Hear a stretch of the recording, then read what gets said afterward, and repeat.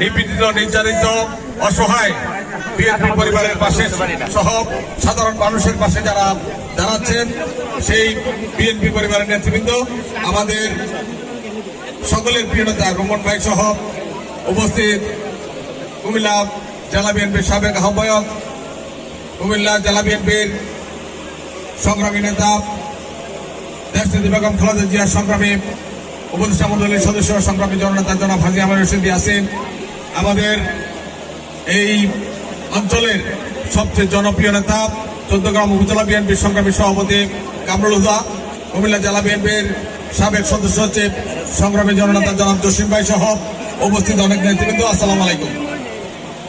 মহানগর বিএনপির সভাপতি উৎপাদুল বাড়ি আবু আমাদের মাঝে উপস্থিত হয়েছে।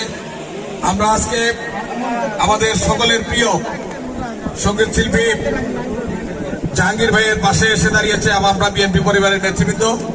আমরা এই জাহাঙ্গীর ভাইয়ের দুনিয়ার চোখ বন্ধ, কিন্তু মনের চোখ কিন্তু খোলা আছে। মনের চোখ দিয়ে তিনি সারা বাংলাদেশের বিএনপির নেতা কর্মীদেরকে সহ আমাদের প্রিয় নেতা তারেক রহমানকে দেখতে পায়। আমরা এই বিএনপি পরিবার নয়, শুধু আমরা কুমিল্লা জেলা বিএনপিও এই জাহাঙ্গীর ভাইয়ের পাশে আছি ইনশাল্লাহ।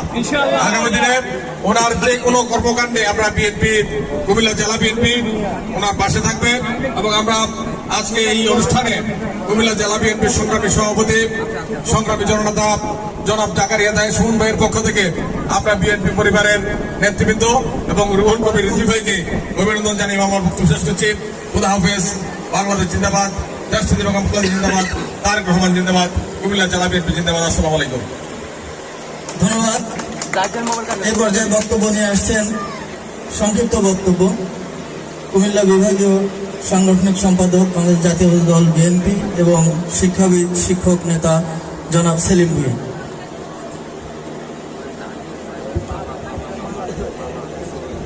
বিসমিল্লাহির রহমানির রহিম।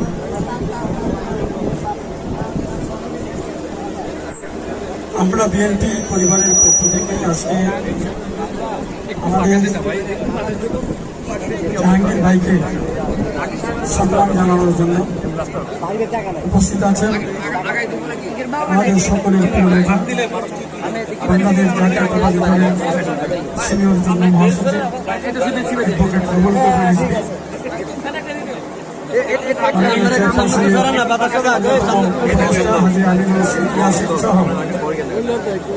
আমার দেশ পরিবারের নেতৃবৃন্দ অঙ্গ সংগঠনের নেতৃবৃন্দ। রোমন ভাই বলেছেন সংক্ষেপে 1 মিনিটের মধ্যে বক্তব্য রাখা।